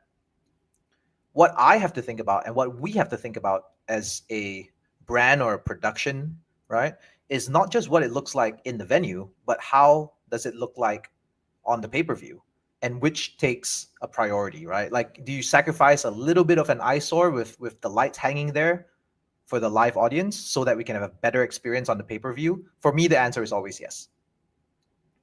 But in experience, in this case with the Georgian, AV team, says no, it looks ugly. Why would you want this there? So that's where the stupidity part comes in. Yeah, yeah. It was one of those things where they didn't understand what we were doing. And to be fair, arm wrestling is not like mainstream just quite yet. We're almost there. And so there's a lot of people that if you just speak with them, "Hey, we are hosting an arm wrestling event." Like, okay, whatever that is. So, but if you're talking about like a boxing, a UFC, like they kind of know what it should look like. Yeah, and Arm I would wrestling is say, kind of unique because there are certain angles that are terrible, like right behind the athlete, for instance. You don't want anybody sitting right there because you can't really see anything whatsoever. So yeah, it's not like constantly moving around, but yeah, I would say that when you say that you have a boxing event or an MMA event, the setup is a lot more standardized than a arm wrestling event, right? Like just think about the venues that you have mentioned so far. You have Arlington at an right. esports arena. You have Georgia in a mall. You have Pendic in a theater. Then you have Colorado in an arena, right? Then you have Chicago in a ballroom, right? Like each one of those were all in different shaped venues acoustically for sound. There are different heights for the seats. Like every venue is different. So it's always a fun.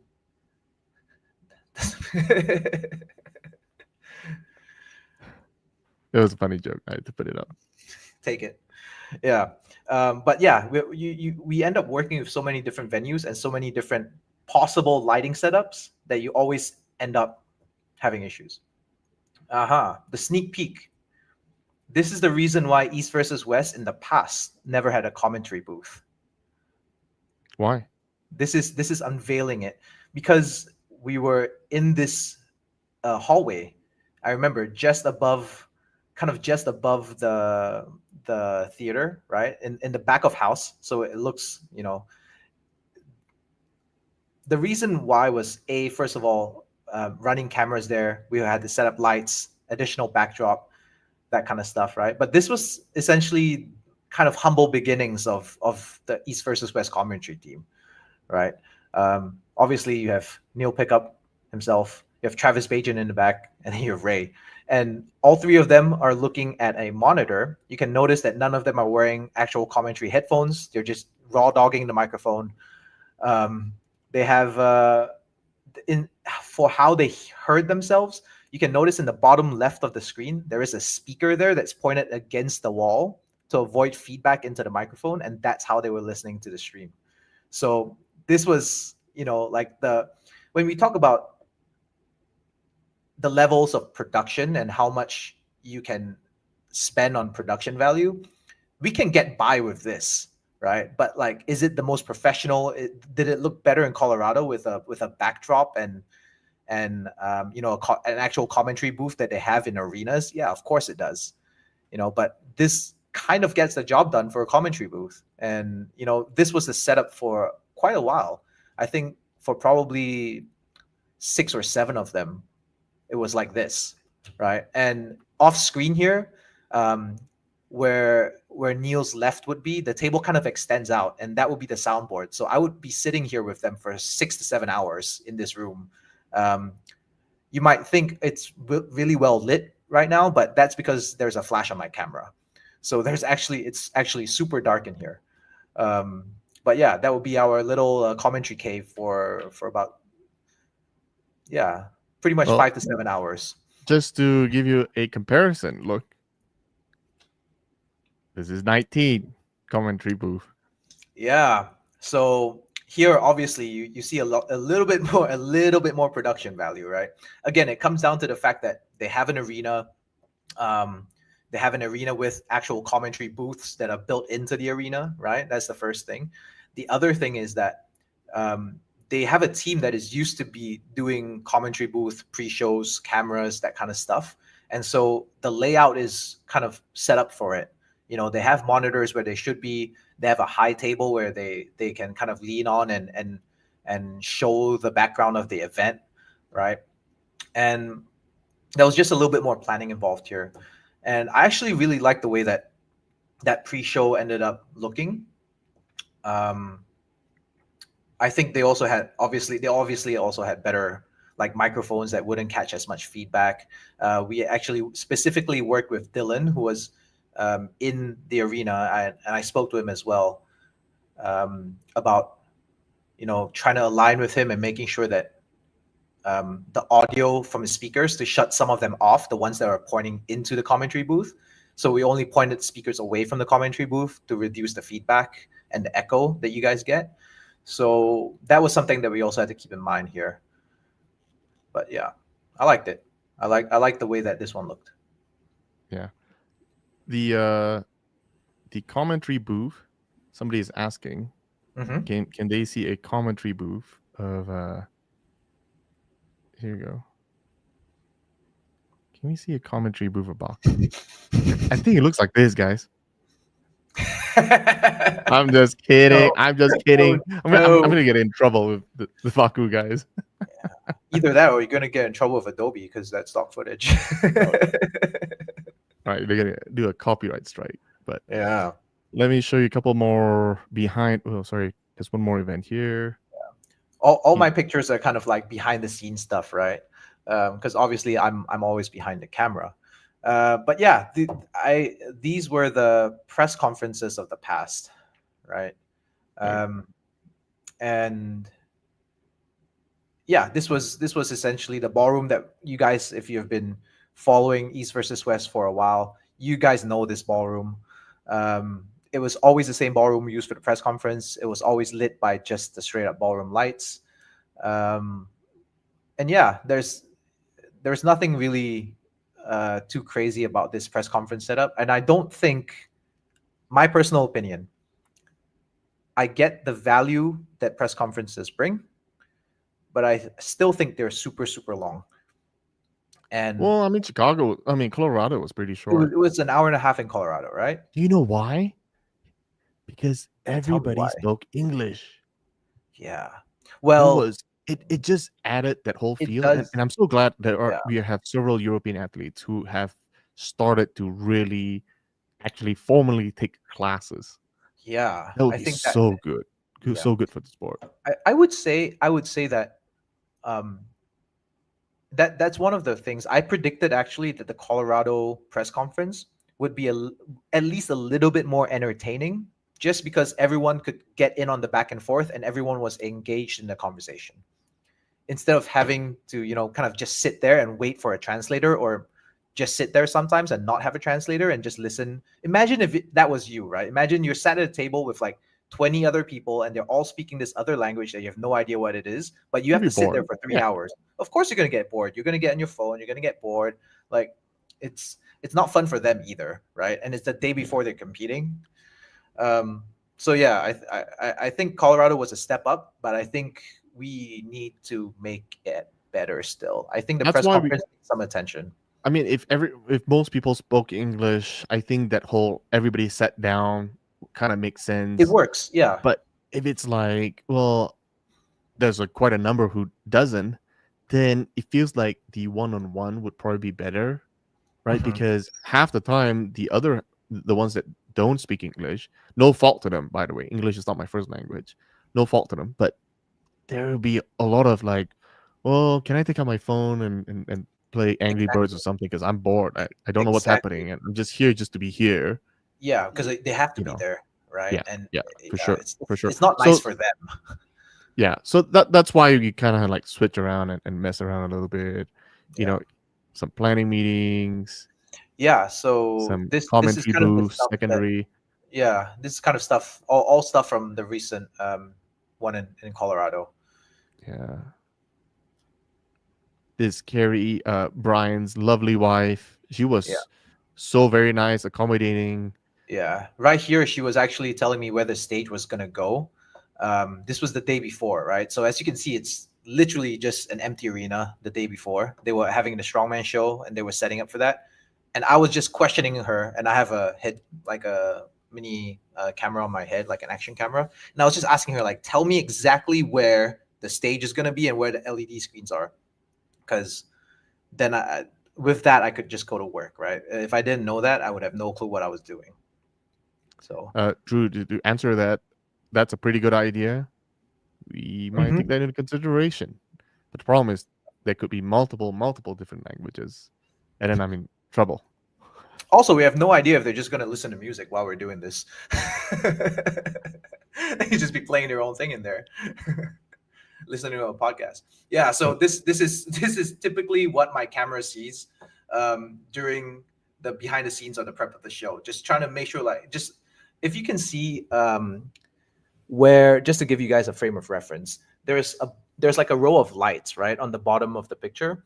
That's where, if you see the one that's really bright in the farthest right, that's where the commentary booth is, yeah. right? So I'm on the floor, the commentary booth is all the way up there. The darker room next to him, that's where the control room is.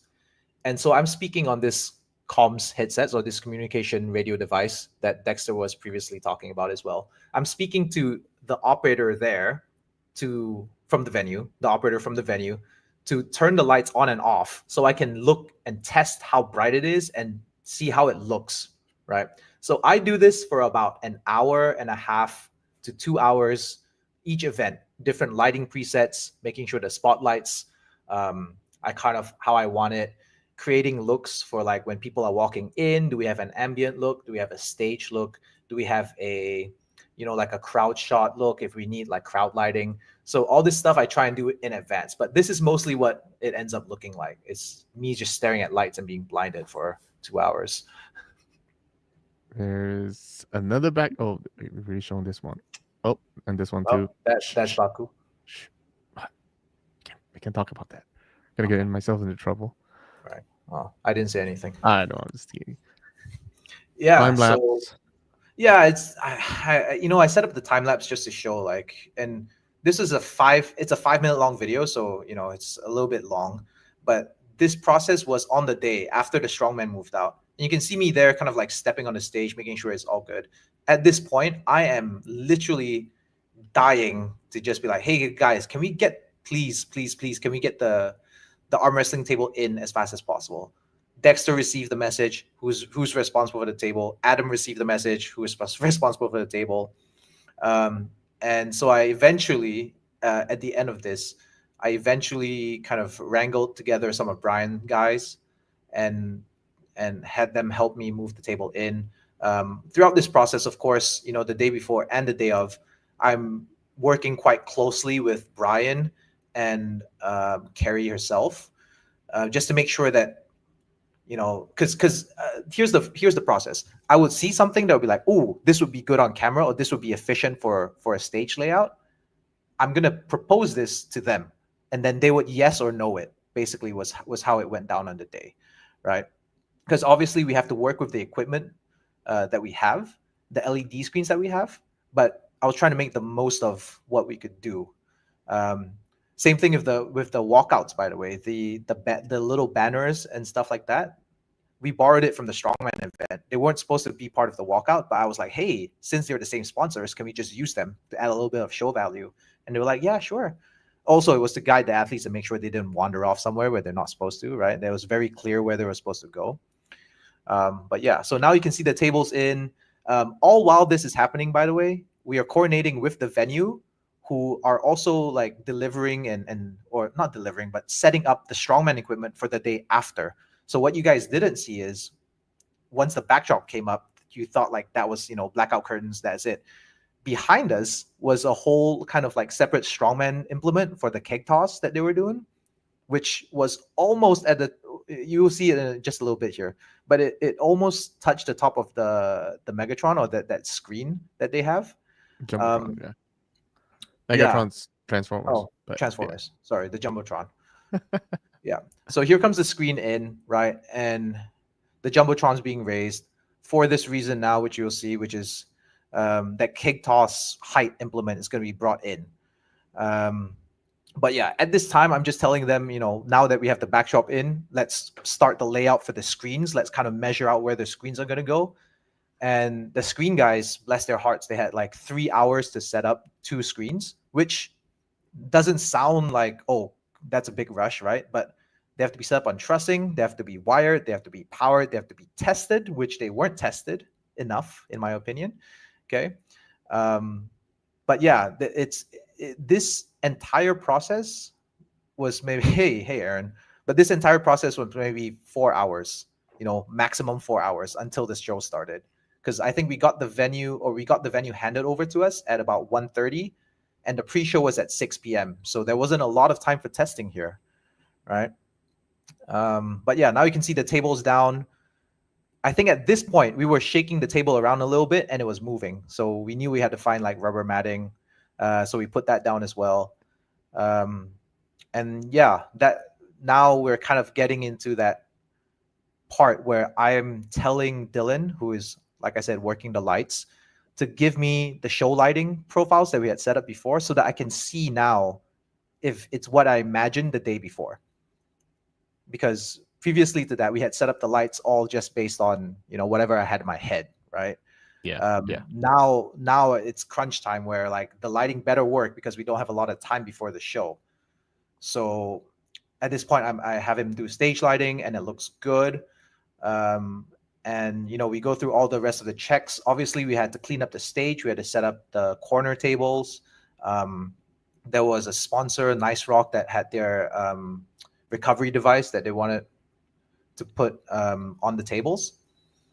Yeah. And so, like, I was just going back and forth with Brian on a lot of the setup here. A couple of strongmen came in for the briefing. I wanted to kick them out, but then they kind of left by themselves, which was great. I don't want to tell strongmen what to do with anything, because they can, just break me. So but there they go. And here you see me moving the little sponsorship things there one at a time. And yeah, that this is basically my life pre-show, right? Like I'm essentially running the floor here, floor manager, making sure stuff is in the right place at the right time. And yeah, I don't know how much more that is, but I assume the screens get set up and then the curtains get brought in, and Yep. we kind of get on it with the show. I would say that we had roughly about 25 minutes to practice, to drill, to test. That included practicing the walkouts, practicing the lighting. At this event, we had spotlights, so the spotlight operators needed to practice where they were moving the spotlights. We had to practice the cues with audio, with the DJ, um, with the sample athletes who were doing the walkout. And yeah, so it was not a lot of time, but we managed to pull it off rather smoothly, I would say. So here's a question that feels kind of pertinent to this video. We need stadium seatings moving forward as much as possible. Mm. Now, I don't disagree, but keep in mind, if there were no piracy involved and everybody bought the pay-per-view, 1,000%, we absolutely love this layout a lot better. Now, what happens is, even if you use one row of chairs and if you use every chair in the venue, it's the exact same cost. Okay. In terms of venue rental, the only reason why we could have done so in this stadium arena really is because the strongman leased it for for an additional 2 more days for their strongman event. So by tagging along, economies of scale, this was now feasible. Still Manageable. very expensive, but still feasible because of you know because they are not renting it for a day or two; they're renting it for the whole week. Well, slightly less than a whole week. Bulk So that's discount. right, and especially we barely even use. We probably only use like a third of the whole stadium capacity because you can see it. The seating's actually cut off about Yeah, not a not left and right of this the seat is actually closer. It's less yeah. than 180-degree Where the span. VIP seats kind of end, Yeah, that's where the seats in the stadium also ended. correct. So, that's, I would say, about a quarter of the arena seating was used. Yeah. Yeah. So we try. I mean, Istanbul did have those amphitheater seating style, right? That one's pretty good too. Uh, Switzerland, because of the venue, they need a large venue because it's in conjunction with the Swiss Open. It's gonna be a massive. It's gonna be a massive venue, just to accommodate both the Open tournament and our event. But going forward, there might be a time where we could play things around and switch things up. Where I want to do one where I know it's taboo within the company, but I want to say like WAL style a little bit. I was just watching some old videos. Mm-hmm. There's also that kind of energy, and it's great when there isn't too many people. When you have like 300 people, that kind of setup does make it feel like there's a whole ton of people there. Yeah. You know what I'm saying? But when Yeah. when you expect like in Chicago, in Arlington, we had thousands of people there. Yeah, that setup like WAL style doesn't really work anymore because there'll be way too many people and you know it will just be overflow. But I think Fire hazard at that point. when you have about 300 people, 300 to 500 people in attendance, I think that will play really really well. Yeah. Uh, It's also, I think, it's a very good point. And here we have Chicago, right? Like the yeah, seats extended, by the way, past that wall, right? yeah, Because that's a roller wall that was removed, and seats went past back that. all So the way we, back. yeah, Yeah, they and sectioned this off because there was an open tournament the night before, so they were making a yeah, lot of noise, and to do some testing, we had to close this off. But man, it didn't seem like much, but we had a ton more people in Chicago and Arlington compared to Colorado. yeah, yeah. But also, I think, yeah, it's kind of weird, right? Because you expect that the crowd, if anything, would be bigger. That will have lots of arm wrestling fans. Plus, I did see, because I was walking in the stands a lot, I did see a lot of strongman, potentially strongman fans or strongman athletes that were competing that day, watching as well. Um, So all the comments about like growing the sport, getting strongman to watch, arm wrestling, it did happen live. I don't know if it happened on stream, right? But it did happen live, and I think a lot of people actually enjoyed themselves from the reactions that I was witnessing. But yeah, back to the seating. I have, I think, a couple of pictures in there where I took pictures of what it looked like from the back of how small the stage was, um, with this setup, with this seating setup. And my personal opinion is I agree. I think the staggered seating is possible. However, like Dexter says, not every venue has that available, and it's important to get the ratio of like the floor size of where the show can happen. I thought about that before. I've thought about a rotating circle stage before, like a gladiator style, where the Colosseum is raised up like a bowl, right? And Everybody, then it's, and then it's and so then it scary. rotates. The problem with that is that your cameras are also going to have to be on that platform, because if not, like you're going to get the most ridiculous camera angles, right? So it's going to end up being a big platform. But Ozzy and I have talked about that before when we talked about how are we going to spice up the production value, like what kind of setup would we like.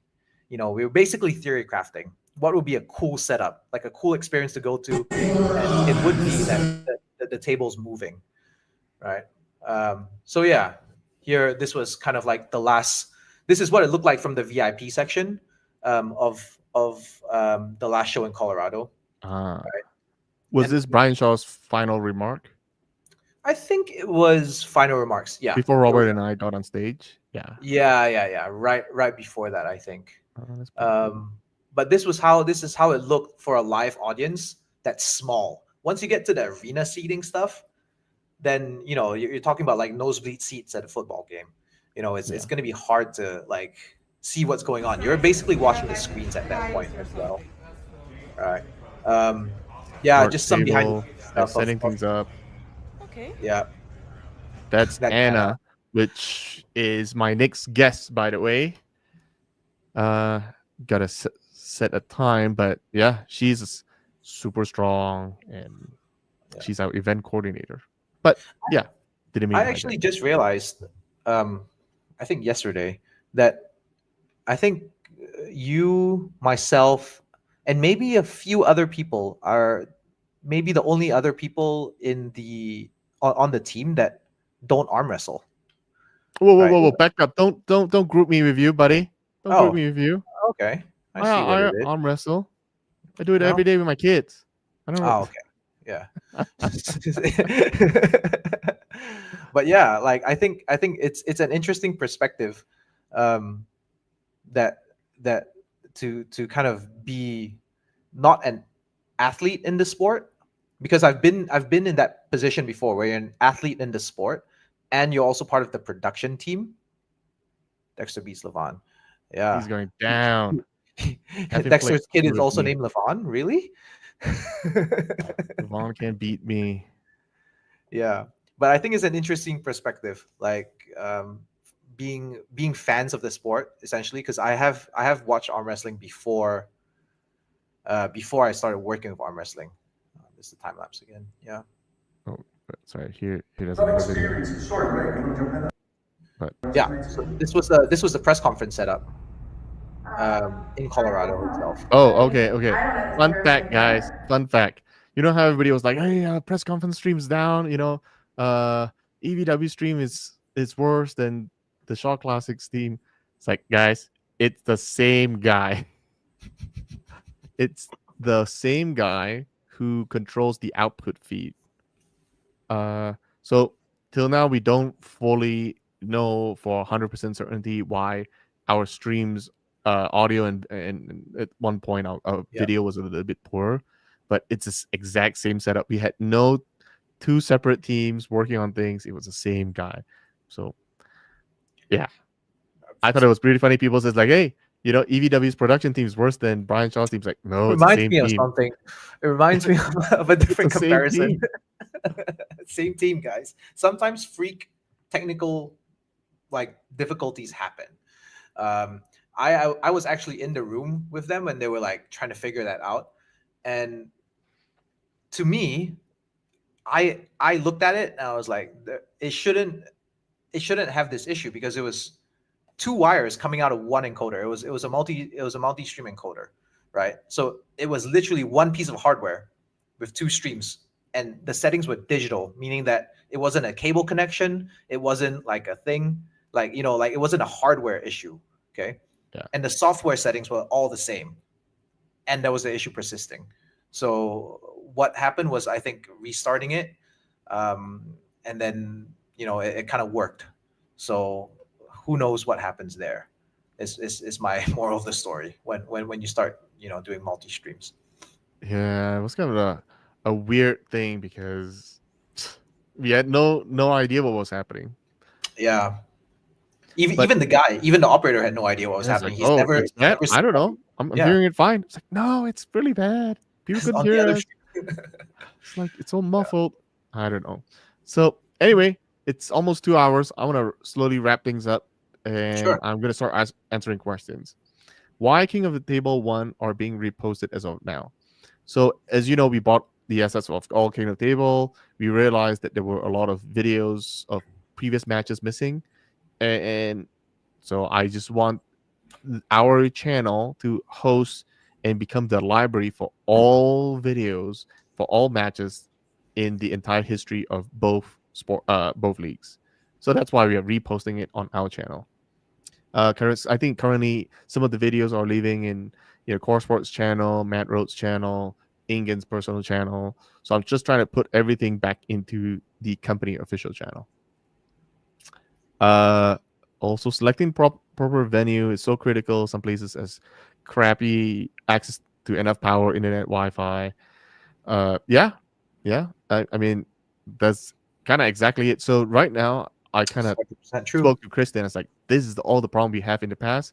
Can you please make sure that the next team that we work with has it all this figured out?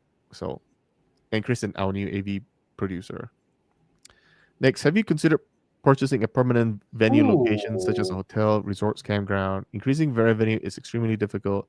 How can you control production costs? I mean, does the that's a UFC have a permanent location? that's a cost commitment though. I don't think I think UFC doesn't even have a permanent They venue they don't, location. but they definitely have contracts for venues Yeah, where they're I mean, locked in for a certain amount of my things. goal is to have at least one super event, just like the UFC, once a month, right? And then every week would be an event somewhere around the world on a lower tier, like an undercard level. That's Wow. kind of my goal. But So cool. uh, in the future, Mr. Peanut, ask me that question in like 2 years. How do I sign up for your next Dota 2 game? I play position 2, 3, 4. Uh, Technically, we do have a Discord channel now, so Oh, I'm go gonna jump join in on that. Sorry. that. I'll jump in on Yeah. that. So we have a Discord channel. If you go to my other video that I streamed earlier today with Zaur Kalinichenko, Yeah. Schoolboy, and his buddy, I did post our Discord link that is good for 7 days. So Okay. join there. Hit me up. Happy to involve more of the community. What I was essentially doing is to kind of signal to the whole world because I think maybe we didn't really explain it very well, so that's kind of my fault. But Zaur is not permanently banned from EVW. That's what I was trying to showcase. Like I can even play a game of Dota with him. It's more of a unity thing.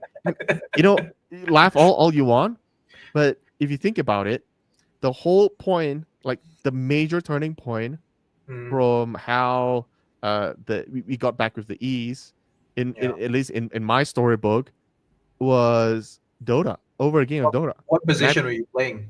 I was playing one. I Yeah. was So playing with Kalinichenko, it's right? the power play And then he one. was like, dude, Dexter is a decent player.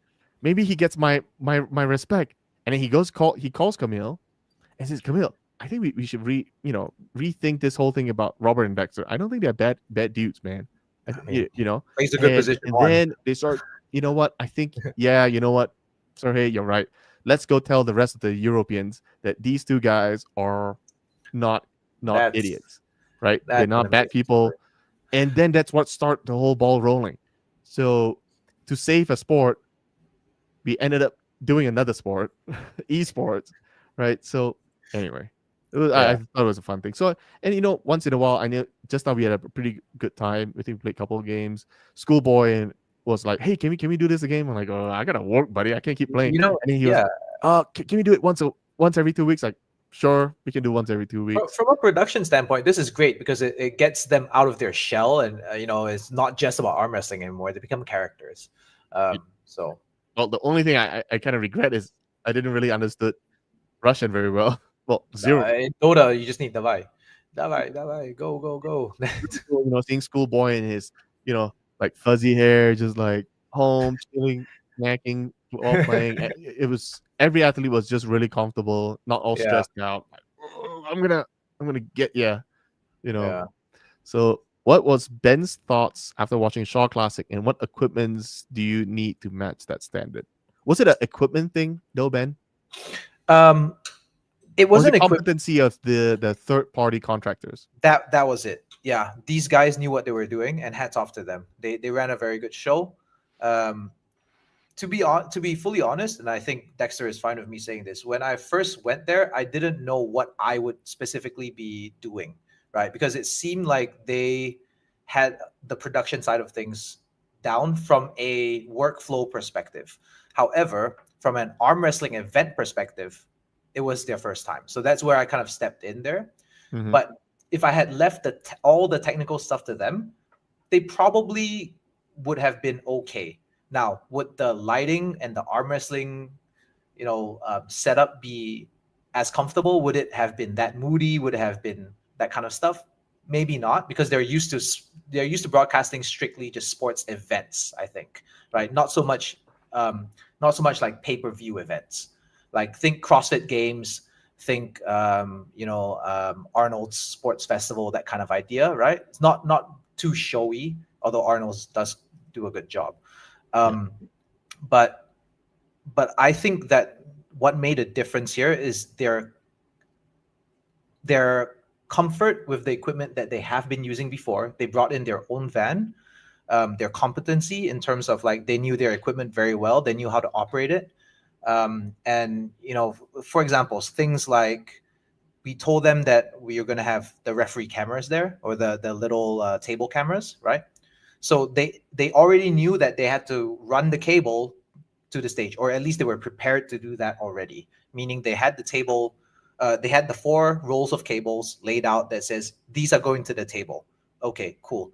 And then we told them beforehand we have to have the cameras, one main camera and then 2 cameras adjacent to that to get the side angles. And they were like, okay, cool. So they had the cameras ready. Um, that's what I mean by competency. They kind of knew what had to be done, and they were able to execute on it. Right. That's not to say that our team still didn't give insight of we have to have the cameras there because this is what's needed for the stream, or I suggested that hey, the cameras instead of being on the shoulder should really be on a tripod because it's going to be a long event. That's that kind of stuff we still added, but this team was good in being able to respond well to directions and adapt, right? So like we were giving them, as you can see, like it was 4 hours notice, and we were really meeting with them to set up only the day before. So that meeting with the whiteboard and stuff like that, the TV screen, um, we basically need better. Um, we need more reliable operators and production companies that we can trust, essentially. Yeah. This Putting one about cameras on pads or on sensors. pads or sensors for. I mean, we already have So the cameras, so we've added 4 more cameras than we've had in the past. Well, I mean, we started that on in on Arlington, I think. yeah, Yeah. on So this note, Dex, I actually have an idea, and I don't know if it's feasible to do, but Ozzy and I have talked about this before as well, because everything that's below kind of that pin line, right? Because it's not just the pin pads, it's also the pin line, right? In construction companies, you have a laser leveler, right? So if something crosses that laser, like yeah. there, it opens up a can of worms, okay? Because you also don't want lasers next to sensors, next to camera sensors. But I have given thought about all of this before, not just like do we have a additional camera to look at an angle, but can it be electronically detected whether it's pinned or not pinned? So yeah, sensors or a laser or something like a visual aid, so that if the referee sees like a laser pointer on the bottom of the hand, they can tell. Yeah. One of the big reasons why I released the rules and I specifically included the dimensions of the table is because I have we have plans. I mean, we have plans to take this mainstream. Mm-hmm. And one of the things that is required to go mainstream, in my opinion, as well, is that worldwide adoption. And right now, everywhere I go, just I don't know if you guys play any other sport like pickleball, badminton, basketball, whatever, right? Imagine going to a every new venue and dimensions a little off. Like the ball's a little smaller, the court's a Size little changes. wider, the goalpost is a little narrower and lower, right? It's really difficult. So by hopefully putting it out there, and I know everybody has they kind of know what the WAF standard is, but at the very minimum, like they know this is what they every builder should be doing, right? Yeah. And it's almost like that's the standard, this gold standard. Let's keep it that way. It So also one thing about having uh, that, that's kind of what I'm doing. But yeah. network solutions. Just so you know, I know there were a couple of people who mentioned about Starlink. Starlink is a no go. Starlink is incapable of doing a live stream, and the reasonings being, even though I'm sure everybody has internet at home. They say, "Hey, dude, it's 100 megabits, right?" But it's not always 100 megabits. It's like 100 megabits for a while, and it drops down to 60, and it goes up to 80, and comes down to 40, and it comes up to 80, right? It has that fluctuation. Starlink is even worse. And for a live stream, you can have it like blur and then sharp, blur and then sharp, right? So it's got to be a little bit more standard. Yeah, I mean, you could technically hook up 6 Starlinks together and make it work. Cellular So cellular bonding is something we did talk about before, though. yeah, we did use it in Istanbul because Istanbul they were using their satellite relay system, the satellite truck, but even that wasn't very good. So that's why we built a secondary. And what that is having like 20 SIM cards with 5G connected to it. That's the Uh, cellular and that bonding. that cost us like $5,000. It was Yeah, pretty that's ridiculous. that's the bonding viewpoint. Yeah, Cost money to get a reliable internet. boxing Boxing ring ring style setup. setup. Not at Yes, this. I Not have considered it, not. but it just depends on what the venue can give me and what Dexter says yes to. I have considered a lot of Um, things. Is EVW part of Swiss Open? Yes, sir. It is part of the Swiss Open. Um, it's a co-branded kind of thing. We are part of it, but the Swiss team obviously is running everything. Uh, more to follow.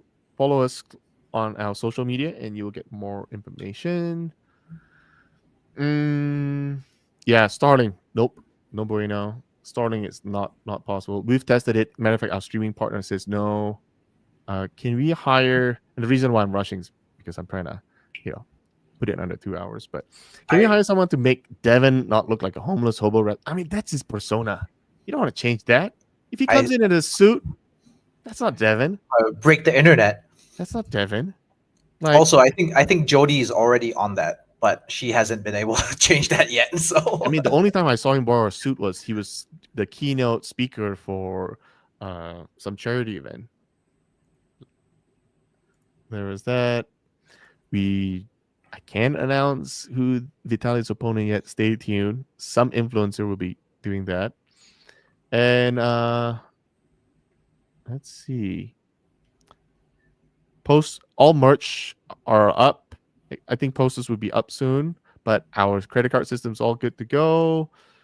We will try to use more stages than ballrooms, that's for sure, but no guarantees.